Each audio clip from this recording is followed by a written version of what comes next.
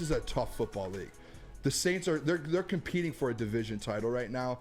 You're on the road, and if anyone wants to check me on this, one of the toughest places to play in the NFL.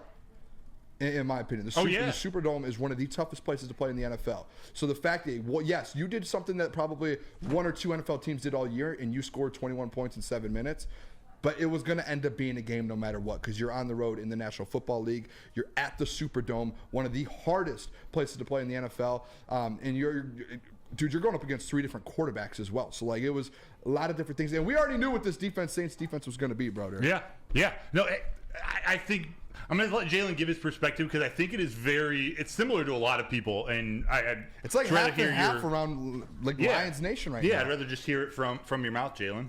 That's crazy. Why? Well, to my defense, we're 9-3 right now. I'm not mad about that. We got our asses whooped on Thanksgiving in a way. We came back at the end, but we got punched in the mouth. So my whole thing is, I said on Twitter, that wasn't a statement win for me. Like, a win is a win in the record book, but the Saints aren't good. I don't care they're not good. They're not a team that you should be scared about. Playing down there, in Louisiana in the Dome, it's very hard. So I get that, but we scored 21 points in the first 7 minutes of the game, right? They weren't doing anything different. Taysom Hill was the reason why we couldn't do much. Not the quarterback, Taysom Hill, right? I don't think that game should have been within 14 points. Fair. It is no reason why we couldn't score, 14 more points in the first half. We played a little conservative with the play calls, and I was getting upset about that, because with the Lions, we're a great team, but we never keep our foot on the gas. And I feel like that's going to be an issue come January. See, that's where I go the complete opposite way. Let me finish it, though. Let me finish the take, though. You were up 21-0, and you only scored how many more points? You got to 33. 12. Yeah, 12 more points. That's ridiculous. I don't. But there is a but to it. It's a but it's just like we never can just put teams away. It's always that one quarter where we just kind of relax a little bit. And this time it was 3 quarters. Yeah, and contending teams don't do that. And we're still learning as a team, but I wasn't as impressed with the win because it shouldn't have been that close. We shouldn't have had to wait until the last play of a drive to determine that game. That game should have been won at halftime. I can appreciate that.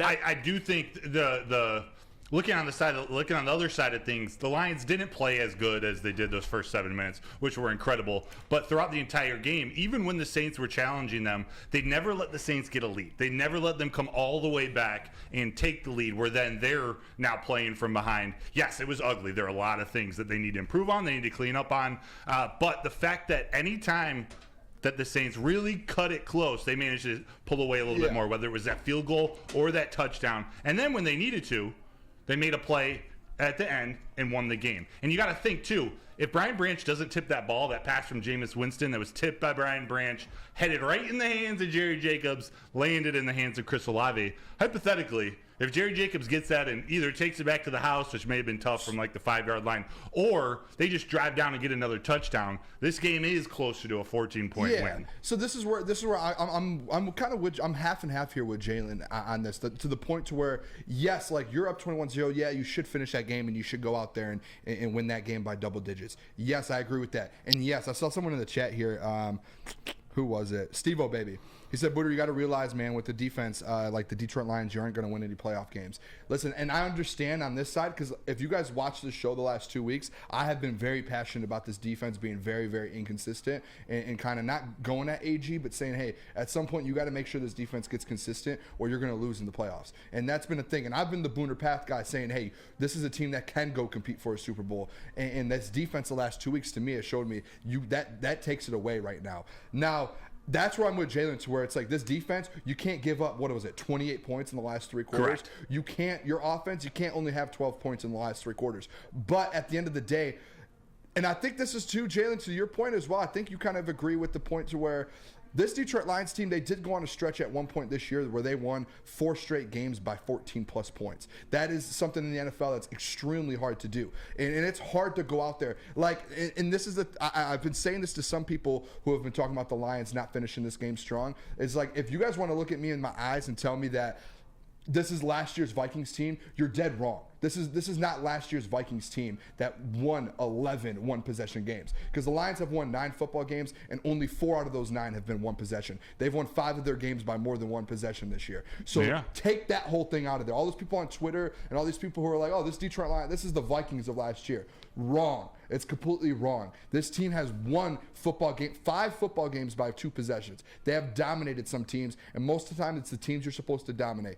The last 4 weeks, brother, they have struggled. And to Jalen's point, when you have these, and Dan Campbell spoke about it he had a press conference last night and today, spoke about it both times, to where we need to figure out these adjustments that we're making. We can't have one, 2, or 3 quarters be good and 1, 2, or 3 not be great. We cannot have that. And if you want to win in this league, in the playoffs, you have to find a way to do it.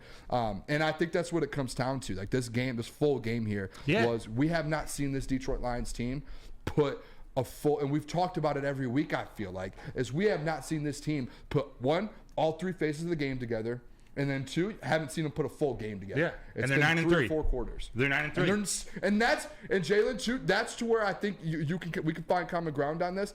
Is you're still 9-3, and they still have not found a way to do that. If they can somehow find a way to become, like, if AG can find a way to get consistent just a little bit, or they can find a way to put just any sort of football game together, this team could be really damn good. Yeah. But they just haven't done it. And I don't know how they have not yet, because they did for a 3 or 4 game stretch. The NFL is hard. There are very good teams. I mean, that's what separates the elite from the great and the great from the good. Yeah, it's designed to have everyone right there in the middle battling for the same spot. And just the fact that they're, even when you want to bring Aiden Hutchinson into this, there's been a lot of people who are down on Aiden Hutchinson today that I've seen in the chat, all over, not just our chat, all over sports media, all over Twitter. Imagine what the Lions would be like if he did have 10, 11, 12 sacks. But without that, they're still 9-3. So there's room for improvement. And I do see them making improvements. The defense is an issue that I worry about. I think everyone should be worried about the defense right now. Yeah, if anyone isn't, I'd have a hard time believing that. But that's why I'm glad we're going through some adversity now in the middle of the season, learning how to win games, learning how to figure it out with different people stepping up. Like Anzalone was out. Frank Ragnow went out. We talked about some of these guys, other guys, rookies, vets, Jalen Reeves-Maybin. People had to step up, and that means something. That goes a long way, especially when you're getting into the playoff times. You want an offensive line that can help carry you through the playoffs. Then you want your guys to know how to win close games, know how to win tight ones on the road, know how to deal with that adversity, and that's what they went through. Yes, Aaron Glenn and that defense, they got to improve. They got to figure out a way. But without figuring that out yet, they're 9-3. Which is nuts. Yeah, how often do we talk leading into this year? If they could go from the, 29th rated defense to middle of the pack, like this team's a playoff team and has a chance. That's where they are. It doesn't always look good. We're going to talk about this defense later. Yeah, sorry. I think it's about getting consistent. It's about finding consistency, and that's the issue I've had with AG. I do want to shout out to real quick, and I already shouted out Bruce Irvin. J-Mo, though, huge. He looks, he's a playmaker. And I know this show we've had this argument with Flannel Sam, so I think it's fine for us to kind of have a little comment on it. But Jameson Williams yesterday, that one play he had, he's starting to show a little bit, and I think this offense is starting to set up to where Ben Johnson's able to start using him more, and he knows it. Yes. And I think you saw it yesterday. They're going to find different ways to set it up. Jared Goff spoke about that and said that they have had this in the work. Like some of these, they have all these plays for J-Mo set up, and now they're starting to be able to use them and set teams up. And I got some stuff to talk about that later in the show. Domination. All right.